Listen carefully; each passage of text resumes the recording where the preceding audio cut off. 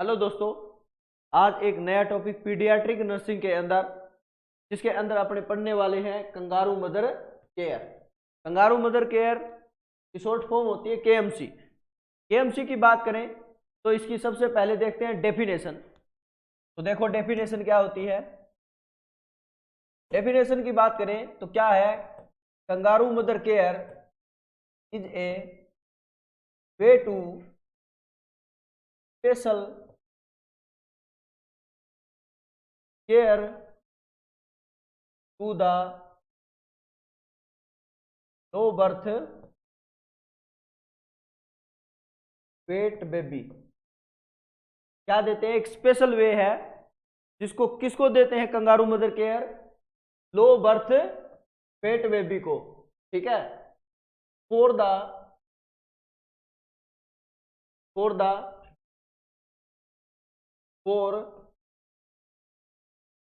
The mother with other family member other family member with skin to skin contact।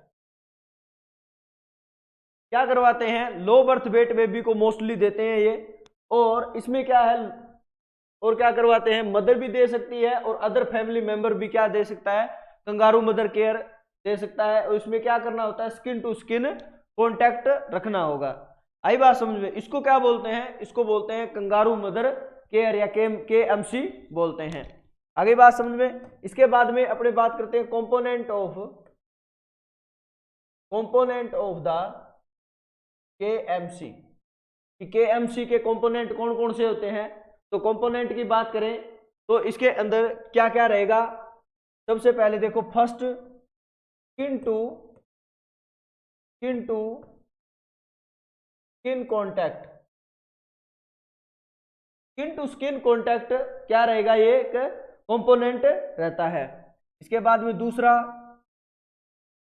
Exclusive breast feeding.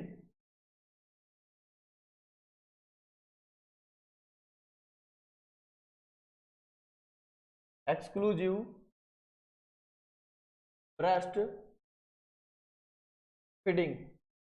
तीसरा जो रहेगा वो रहेगा early discharge. क्या रहेगा, अर्ली डिस्चार्ज। ये जो 3 कंपोनेंट होते हैं ये किसके होते हैं, कंगारू मदर केयर के होते हैं। जिसके अंदर क्या आता है, skin skin contact, exclusive breast feeding और क्या रहेगा, अर्ली डिस्चार्ज। ये एग्जाम में पूछे जाने वाला क्वेश्चन होता है। इसके बाद में बात करते हैं पोजीशन की। पोजीशन की कौन सी पोजीशन में कंगारू मदर केयर दी जाती है। तो इसमें पोजीशन की बात करें तो इसमें बच्चे की पोजीशन के बारे में बात करेंगे। तो इसमें क्या रहेगा, position between the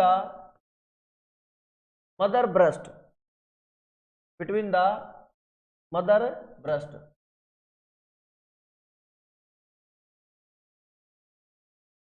mother breast upright position. कैसी रहेगी, upright position. Extremity adduction and flexion. Extremity कैसी रहेगी, एडक्शन एबडक्शन और फ्लेक्शन, जिसको क्या बोलते हैं, फ्रॉग पोजीशन।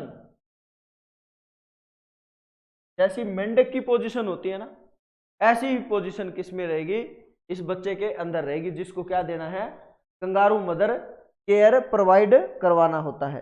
आगे बात समझ में। कभी कभार ये भी पूछ लेता है, मदर कॉन्टैक्ट विद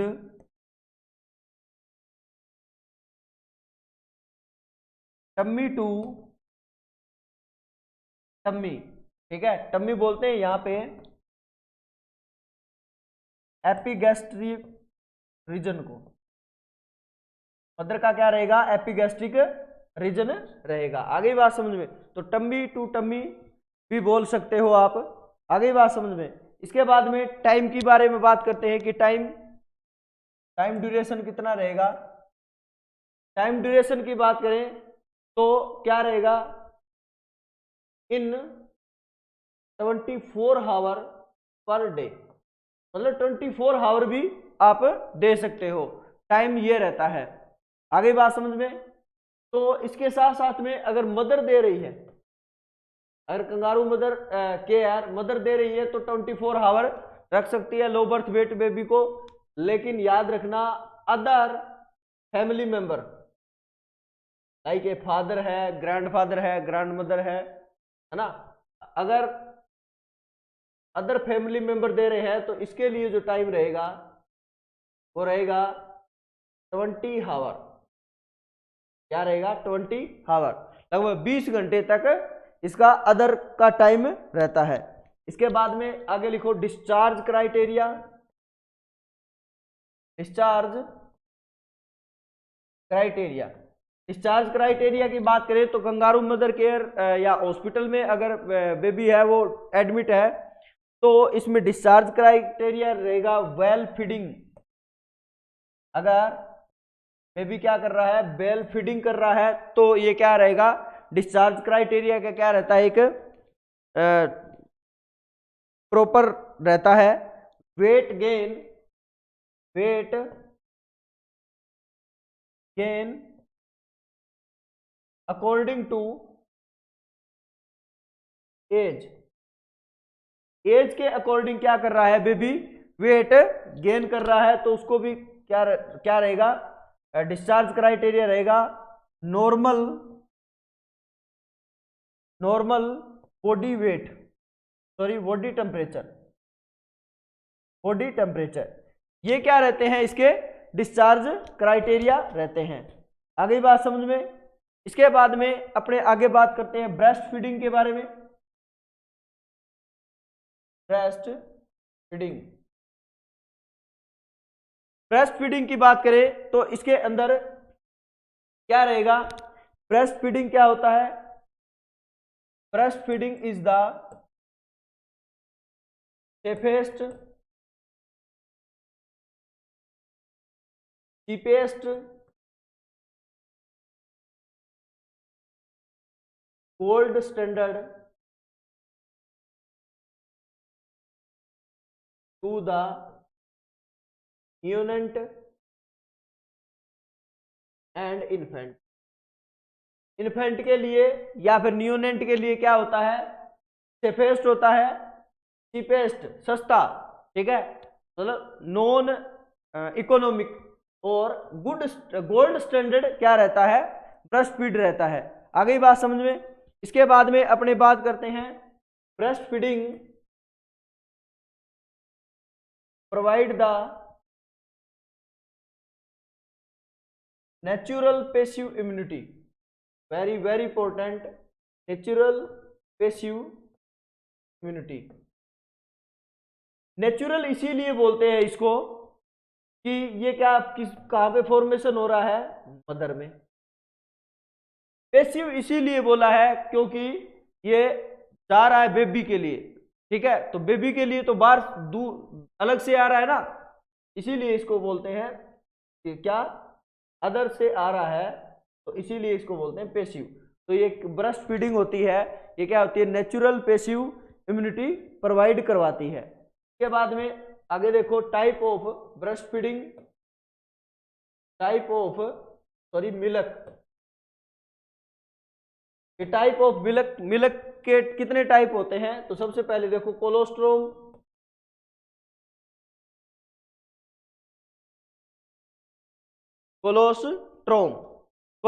की बात करें तो ये क्या रहेगा, फर्स्ट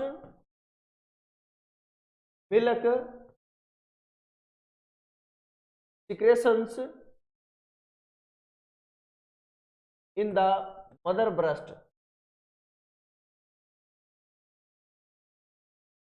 मदर ब्रेस्ट से जो फर्स्ट मिल्क बनता है वो कौन सा रहेगा, वो रहेगा कोलोस्ट्रोम, आगे बात समझ में।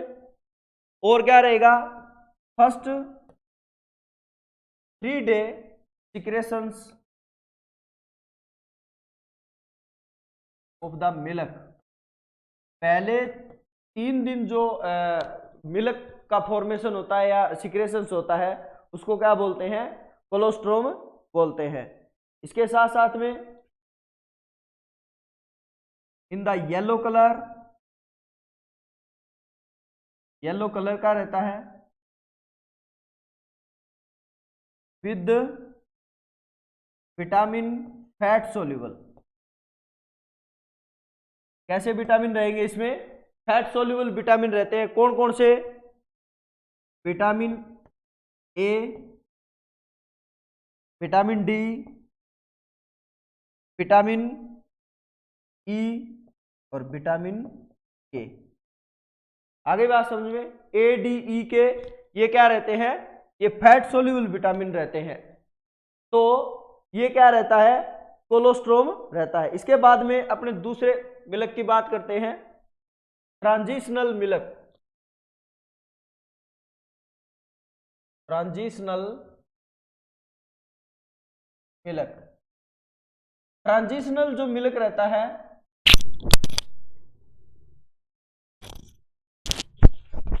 ट्रांजिशनल जो मिल्क रहता है वो कैसा मिल्क रहेगा।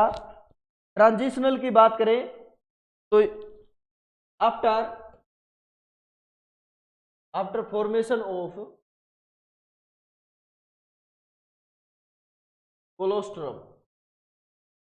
कोलोस्ट्रोम के बाद में जो फॉर्मेशन होता है वो कौन सा रहेगा, ट्रांजिशनल मिल्क रहेगा। आगे बात समझ में। इसके साथ साथ में 3 day to 14 day secretions of the milk from mother breast, mother के ब्रेस्ट से जो 3 डे से लेके 14 डे तक जो सिक्रेशंस होता है वो कौन सा रहेगा, ट्रांजिशनल मिल्क रहेगा। इसके बाद में ये तो था दूसरा, तीसरा बात करते हैं mature milk.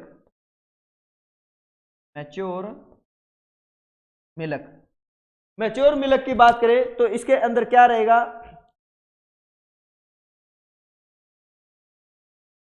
In milk less nutrient content, इसके अंदर क्या रहेगा, लेस न्यूट्रिएंट कंटेंट रहेगा। आगे बात समझ में। इसके साथ साथ में टिल आफ्टर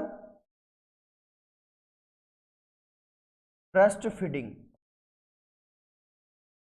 जब तक ब्रेस्ट फीडिंग एंड हो जाती है तब तक ये क्या रहेगा, मैच्योर मिल्क रहता है। आगे बात समझ में। इसके बाद में जो आगे पढ़ते हैं अपने मैच्योर मिल्क के अंदर, जो आगे इसके टाइप पढ़ते हैं, मैच्योर मिल्क के टाइप, मैच्योर मिल्क के टाइप क्या होते हैं, 2 टाइप का रहता है ये। कितने टाइप का, 2 टाइप का। पहला पढ़ते हैं फोर मिल्क, कौन सा, फोर मिल्क। दूसरा जो होगा वो होता है हिंड मिल्क। कैसा milk, hind milk. Four milk की बात करें तो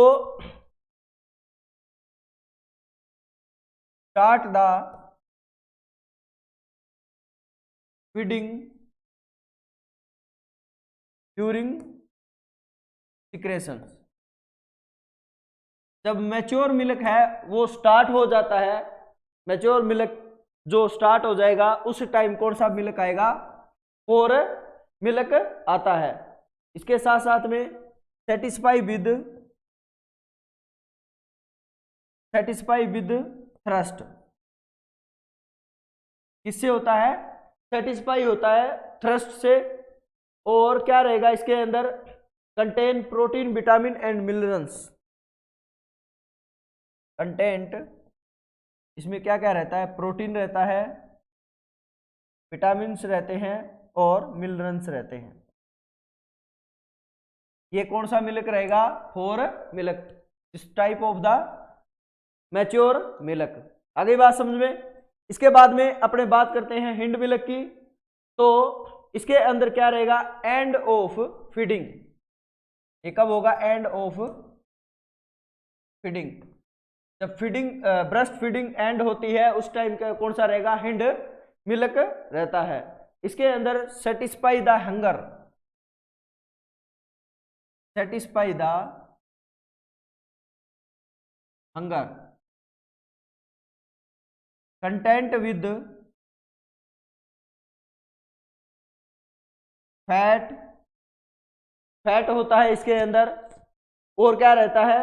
एनर्जी, फैट विद एनर्जी। क्या रहेगा इसमें? सबसे ज्यादा फैट होता है जो क्या है? हंगर को सेटिस्फाई करता है। लेकिन फोर मिल्क के अंदर क्या है? थ्रस्ट को सेटिस्फाई करने के लिए प्रोटीन्स होते हैं, विटामिन्स और मिनरल्स पाए जाते हैं। आगे बात समझ में। इसके बाद में आगे देखो, composition of breast milk.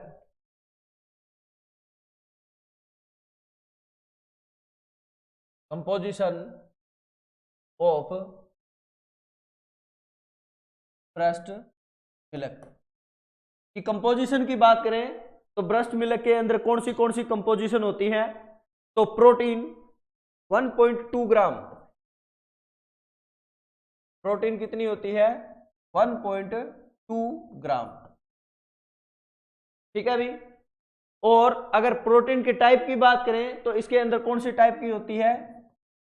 Casein protein पाई जाती है। ब्रेस्ट मिल्क के अंदर कौन सी प्रोटीन? केसीन प्रोटीन पाई जाती है। इसके साथ साथ में कार्बोहाइड्रेट, कार्बोहाइड्रेट की बात करें, कार्बोहाइड्रेट 6.5 to 7 ग्राम पर डीएल, 6.5 to 7 ग्राम पर डीएल क्या पाया जाता है? कार्बोहाइड्रेट पाई जाती है इसके अंदर। इसके साथ साथ में कैल्शियम, कैल्शियम जो होता है वो होता है 35 mg। कितना होता है ब्रेस्ट मिल्क के अंदर कैल्शियम? 35 mg।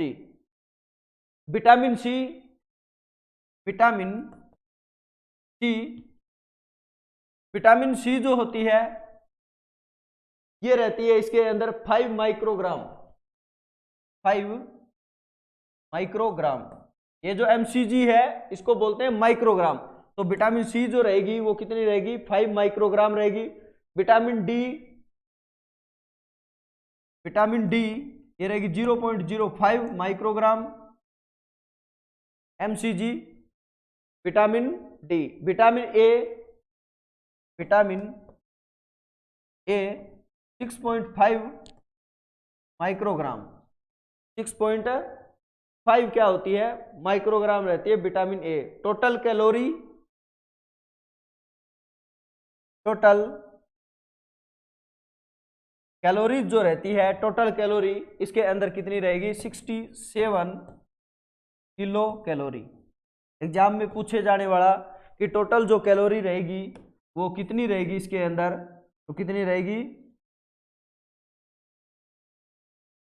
टोटल कैलोरीज वो रहेगी 67 किलो कैलोरी रहेगी। टोटल सिक्रेशंस की बात करें ब्रेस्ट फीडिंग की तो सिक्रेशंस जो होता है per day, total secretions in the day, day के अंदर जो ब्रेस्ट जो मिल्क होता है वो कितना टोटल सिक्रेशंस होता है? तो वो रहेगा 500 to 700 ml। कब? Per day. पर डे कितना सिक्रेशंस होता है टोटल? अगर ml के अंदर बात करें तो वो 500 to 700 ml रहेगा। आगे बात समझ में। इसके बाद में आगे बात करते हैं technique of breast feeding.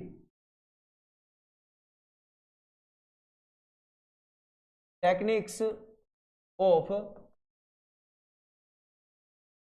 Breast feeding. Breast feeding की टेक्निक कौन कौन सी होती है? तो टेक्निक की बात करें तो baby mouth wide and open, baby mouth wide and open.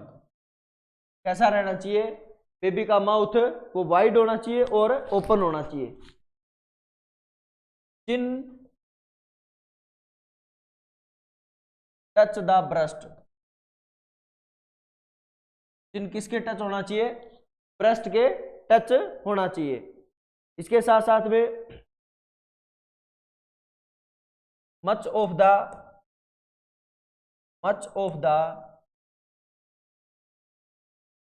Areola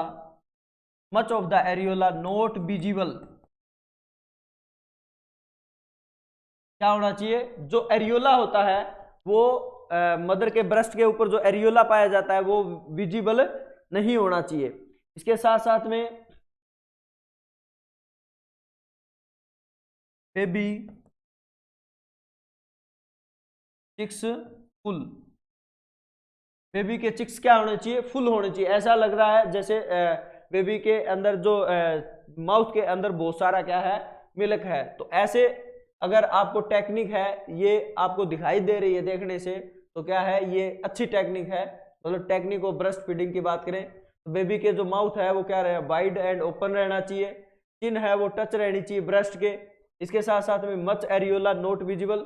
जो एरियोला होता है ब्रेस्ट का वो नॉट विजिबल होना चाहिए, दिखाई नहीं देना चाहिए। और ब्रेस्ट क्या बेबी के चिक्स है वो क्या होना चाहिए? फुल होने चाहिए। ये क्या है? Technique of the breast feeding. इसके बाद में initiation of breast feeding. Initiation of the breast feeding. Initiation of breast feeding की बात करें तो कब स्टार्ट करते हैं? Normal vaginal delivery. Normal vaginal delivery हो गई है तो फर्स्ट प्रायोरिटी में आपको याद रखना है as soon as possible. As soon as possible first priority में याद रखना है आपको। एज सून एज पॉसिबल, जितना हो सके जल्दी से क्या कर दो? ब्रेस्ट फीडिंग स्टार्ट करवा दो। अदरवाइज सेकंड प्रायोरिटी में क्या आता है? सेकंड प्रायोरिटी की बात करें तो इसमें within 30 minute, half and hour में क्या करना है? 30 मिनट के अंदर क्या करना है? आपको ब्रेस्ट फीडिंग स्टार्ट करवा देनी है। आगे बात समझ में। अगर लेडी क्या है?